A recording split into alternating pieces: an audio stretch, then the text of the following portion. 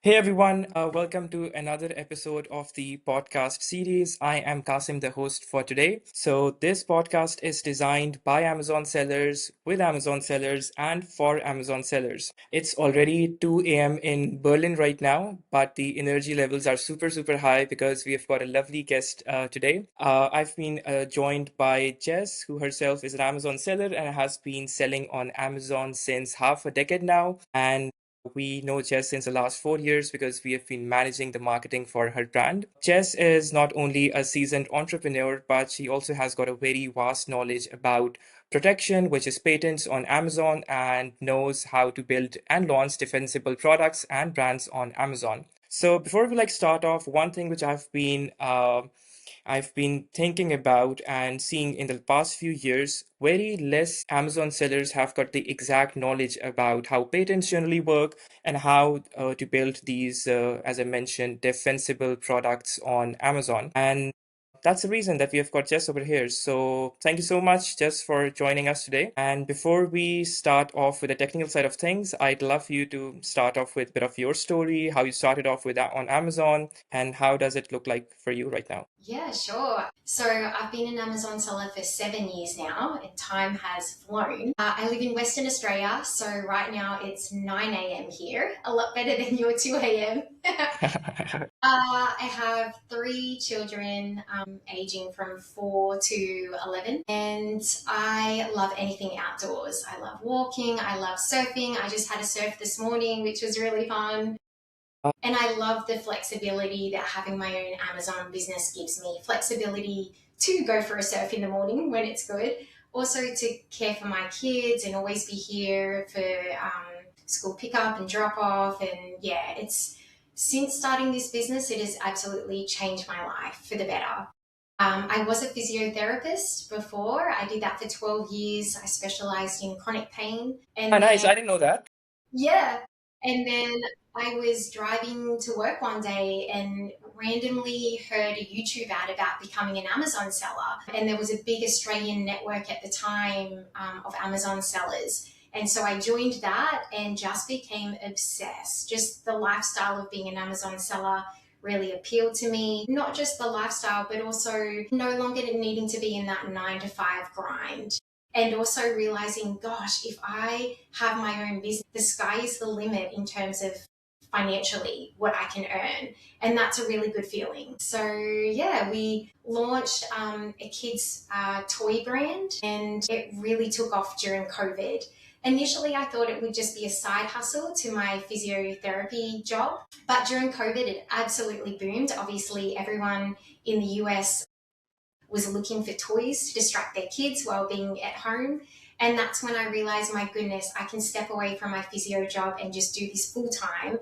And that's where my heart was. I've always, yeah, really loved running my own business. Just the thrill, I think, of developing a product, having the idea and seeing it come to fruition and launching it on the Amazon platform, and then people giving you feedback saying how much they love your toys. Like, Yeah. that's just an amazing feeling to me. Yeah, that's me. Yeah, perfect. I think that has been a wonderful journey. It has been like 7 years altogether. That's a long time, Yeah. and and you have been doing great. I've been looking at the account since the last 4 years now. So and people really love the products that we have been launching under this product. And as you mentioned, that looking the product like from the ideation to production to development, and then finally, in the customer's hand, that's a great feeling in itself. Yeah. So yeah, thank you for the intro. And now let's start off with the technical side of things. So let's start off with the moment patents even entered the picture for you. So for you, since in the last 7 years, when do you think exactly when you felt the need of having patents for your product? Was it something that came a couple of years down the road, or was it like from day one you knew what patents are? And how did it look like for you? Yeah, absolutely. So we launched our first product and we had a unique selling factor.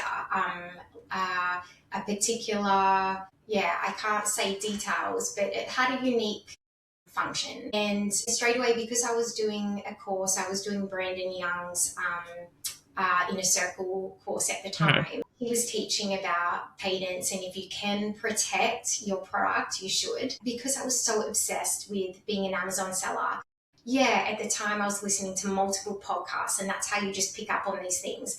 And I learned about patents. And because we had a unique factor about our product, I started doing research to see if we could protect it using a patent. And then when that product took off, that made me go, okay, the product has been validated, it's successful. We can now spend a bit of money protecting it using patents.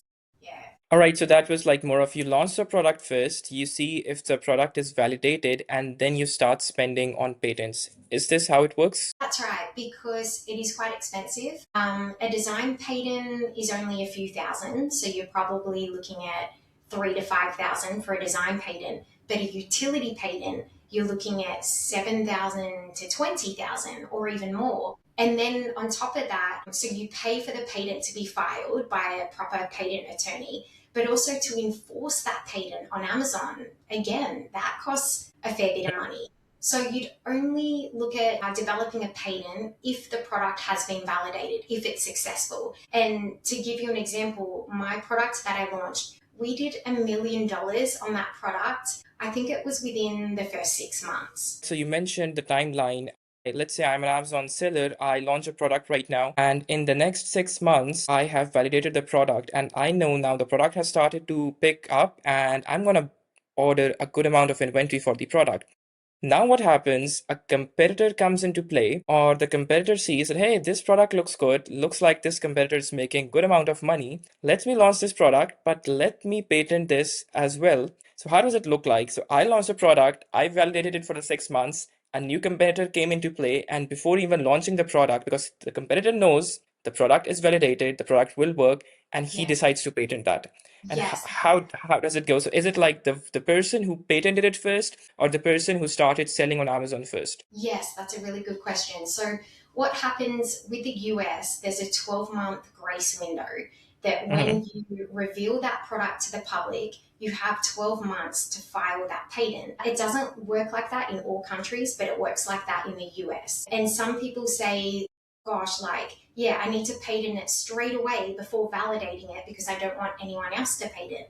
But it doesn't work like that. You can't patent, you can't copy someone else who's already launched it and put a patent on that because it's actually the first one to reveal it to the public. Only that person can put a patent on it. Now, you might say, oh, what if they changed it slightly and then they put a patent on it? That becomes tricky. You'd have to speak to a patent attorney about that because for you to put a utility patent on something, it has to be a fairly significantly different function. It can't be Yeah, just slightly different to what a competitor has already launched on Amazon. So, yeah. and also usually, so for my product, it actually took 18 months for people to Ah. copy. And that's exactly what did happen. So the product took off and I could see that. And I remember constantly feeling anxious. When are the Hmm. copycats coming? When are they going to get in? Because the problem with copycats is that they significantly reduce the price and then they undercut you and that Hmm. hurts your margin. Even if their product isn't as good, if it's a lot cheaper, they'll start Hmm. to take away your market share. And I remember Yeah. constantly being anxious about that. With my particular product, you have to create a mold. There's a unique design process that goes on. So it actually takes probably like at least 6 months for that process. And so for copycats to come in, it wasn't, for 12 to 18 months when I started to see people copy. What happens with a utility patent is that once you file your utility patent, you've actually got a 12-month window to make changes. And so it almost works to your advantage because you file the utility patent, which can take 18 months to be published. And Yeah. sorry, I'm always skipping all over the place. But it's good to note that because it takes so long to be published, even a patent attorney can't see what has been filed. So you might Hmm. enter a niche and think it's all good. No one's got a utility patent on this. Hmm. And then 18 months or 12 months later, they take you down because the utility patent has been published. So you Yeah. have to and to minimize the risk there, I would say whenever you launch a product, don't launch with thousands of units. Just go in slowly, maybe just 500 units or something like that to begin with to mitigate that risk. But going back, I was going to say something about, yeah, so once you file that patent, you have 12 months to make any changes to that Mm-hmm. patent, strengthen it. And so what happens, and this is exactly what happened to me at the 18-month mark, a few copycats entered. And I was Mm-hmm. able to take them all down. So I took Mm-hmm. down, I think it was like 20 ASINs, which felt so good. I was just watching the niche and waiting for my utility patent to be published. And then took them down on Amazon. There's a bit of a process that we can talk about with Yeah. enforcement, but that was a really good feeling. But also, what it allows you to do is to look at if there were any competitors that you weren't able to take down, you can see how they got around your patent and you can add that to your utility patent, which strengthens it. And so that's what we kept doing. And it's expensive, but worth it. So I kept going back to my utility patent attorney and saying, all right, we've got these competitors that have just entered the niche. How can we strengthen our patents so that I can take them down? And Hmm. so we did that. Yeah. So that was quite enjoyable. I think that that's a great option for these sellers that they have gotten on the period of like 12 months to make changes to the Yeah. patents as you mentioned. And I think like that's quite interesting because I think a lot of sellers like think about patents only after they start seeing competitors appear. But I think it should be more of a proactive versus reactive Yeah. approach, that you Exactly. have to be like, yeah, you have to be proactive if you see a product which has been like really picking up for you, for your brand, and then I believe it's the need of the hour to like file these utility or the design patents. But like let's talk about something which like confuses a lot of Amazon sellers like still in 2026. So when people hear about the word patent, they often assume like it's one thing, but that's actually a big difference between like utility patents and design patents. So like how would you like differentiate between these two for someone who has like no good understanding of how patents work? And for your brand, because I know your brand, so you have been like doing utility patents, if I'm not mistaken. Yes, so we have both design and utility patents. Design, they are very different. A design patent is based on the design. So what you see is what you get. So it's all visual. Whereas a utility patent is the function, how it works. So it's more complex and it's not as obvious. So we filed for design patents in multiple countries, in the US, the UK, I think we did Germany as well. Mhm. And a utility patent, we filed for that in China, the US, and Germany. And why is that? Like, why do we file these patents in China and US? Is it that the in China, like, do you or does the Amazon seller file the patent, or is a supplier who is like supplying you the products, do they file the patent over there? Yeah, so we filed the patent, so we used a Chinese patent attorney to do that. In saying that, we've never enforced it. I was told when we were looking at this process to file in China because if other factories start to copy you, you have that utility patent up your sleeve. So I don't think it was a waste of money, even though we haven't enforced it. Mm-hmm. You never know what research is going on behind the scene. Like possibly there was factories in China that saw the product take off, did the research and realized, oh, there's a Chinese utility patent. We're not going to go near that product. I find the utility patents are more expensive, significantly more expensive, but significantly stronger. What happens with a design patent is it's quite easy to get around because all you're protecting is visually what it looks like. So if Mm-hmm. someone just makes a small change in terms of the shape, the color, Mm-hmm. the orientation, will Mm-hmm. then skirt it around that design patent. Now, that doesn't make the design patent a waste of time. I think it makes it more like a speed bump. It stops people from easily copying your product. It means that they have to make changes, they have to think about what they're doing. So I think it's worthwhile like that. But really, it's the utility patent that is a much stronger barrier. And that utility patent document, a lot of people find it very confusing when they're looking at it. There's like It's lots of pages long, quite complex, the phrases Hmm. and the words they use. The most important part of that document is the claims at the end on the last page. Hmm. And I like to think of a utility patent like an umbrella. So that first claim is your biggest and your broadest umbrella, covering the most territory. Firstly, though, those claims are basically a rule book showing what parts of the innovation are protected. And so that first claim, which I mentioned is the broadest umbrella, you want it to cover as much ground as possible. In other words, provide as much protection as possible. And then claim two, it's a smaller umbrella underneath. Claim three is, and it gets narrower and narrower. And the reason why there's multiple claims like this is because if someone comes along and can punch a hole through that first claim saying, oh, I got around that, you're hoping to catch them on the second claim or the third claim. But normally it's that first claim that covers the most territory and you want to catch the most people, if that makes sense. Yeah. Like, do you have like great knowledge about the patents? I believe you've been like doing this, being the part-time attorney by yourself.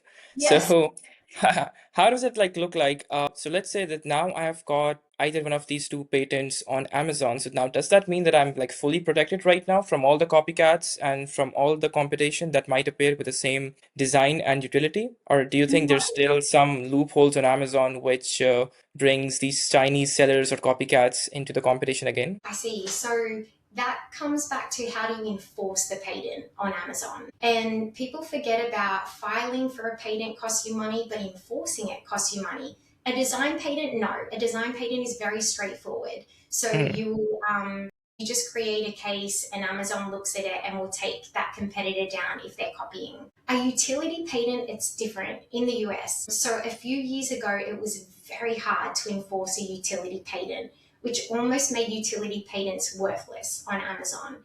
So Mhm. they introduced a program and it's called the Apex program, Yeah. Patent Evaluation Express. That's what it All stands right. for.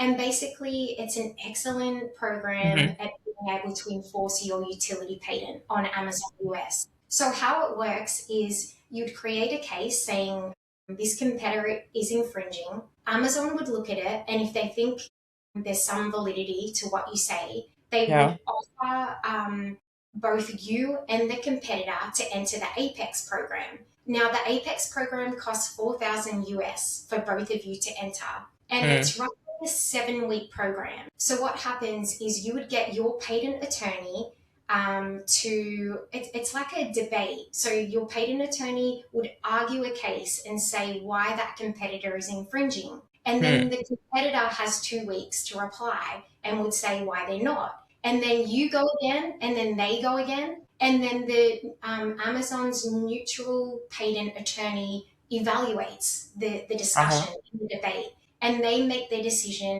whether they think the competitor is infringing or not. And what makes this process really great is if you think back to my story, how there were 20 competitors who were infringing Mm. on my patent. I didn't have to go through that process 20 times. That would be awful. What Yeah. happens is if you only have to win that program once.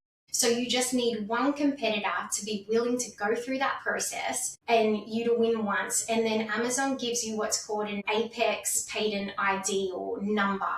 And then you use that. And so every Mm. competitor from then on that is infringing and that you want to take down, you literally just create a case saying they're infringing. You give them your Apex ID number, and Amazon takes them down within 24 hours, which is amazing. So you don't have to go through that process again.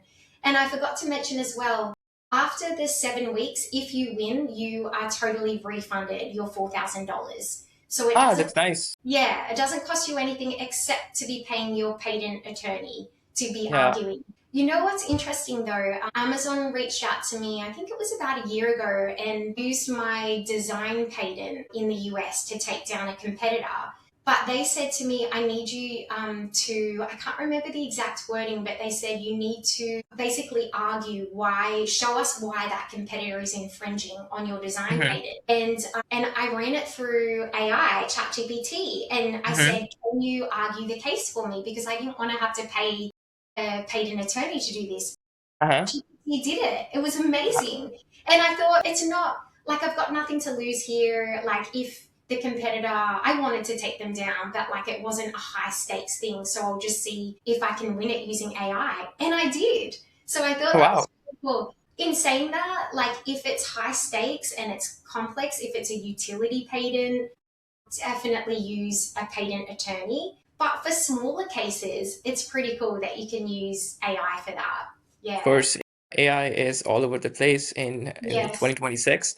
And like Yes. since we're like talking about financials, since we're talking about the cost it takes to like hire or to pay these attorneys or the cost like you have to pay to Apex.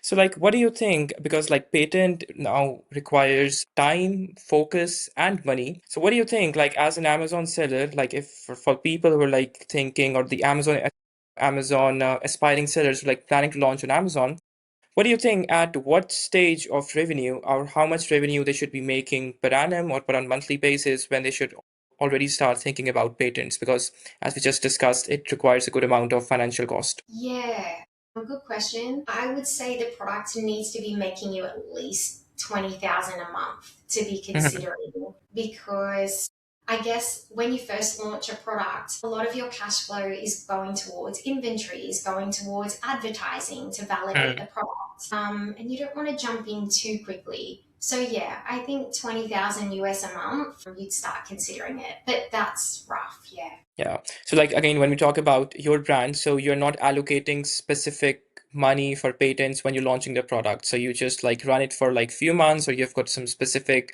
in goals in mind that let's say that the product sells for 6 months, or the product sells for this specific season, and if it goes well, then only I'll consider patenting the product. That's right. I just feel there's no point in putting a patent on a product that isn't selling well. You've just wasted money. So the goal isn't the patent, it's to protect the product that's selling well, protect it from copycats who are going to come in and undercut you on price. Yeah. Yeah. And like, have you faced any challenge on Amazon that you actually had the patent and Amazon did not bring the competitor's listing down? Because I was just chatting with an Amazon seller last week, and the seller like does have the patent, and he's just like going back and forth with Amazon to get the listing off of the competitor, but like still he's struggling to do that. Do you think like Yes. it's quite common? And why do you think that would be the case? Is Amazon not able to like understand the documents, or is the Amazon support not able to assist you because they feel there's some loopholes, or are there some gaps over there? Yes, I have had that experience in the UK. We have a design patent and they were clearly infringing exact Hmm. copy, and yet Amazon didn't enforce it. Like, I guess if it was worthwhile and if that competitor was taking a significant market share away from us, I would probably look at hiring a patent attorney and arguing the case with Amazon, but it just wasn't worth it for us. It was a very small competitor, so we just let them go. So, yeah, I think definitely there are cases like that, but that's when you need a patent attorney involved. And Yeah. also on that, we've been on quite a roller coaster ride with patents. So Hmm. both filing patents, enforcing it, but also getting around competitors. Hmm. So maybe 2 years ago, we saw a niche where a competitor had a utility patent, Hmm. and there was only one other competitor at the time.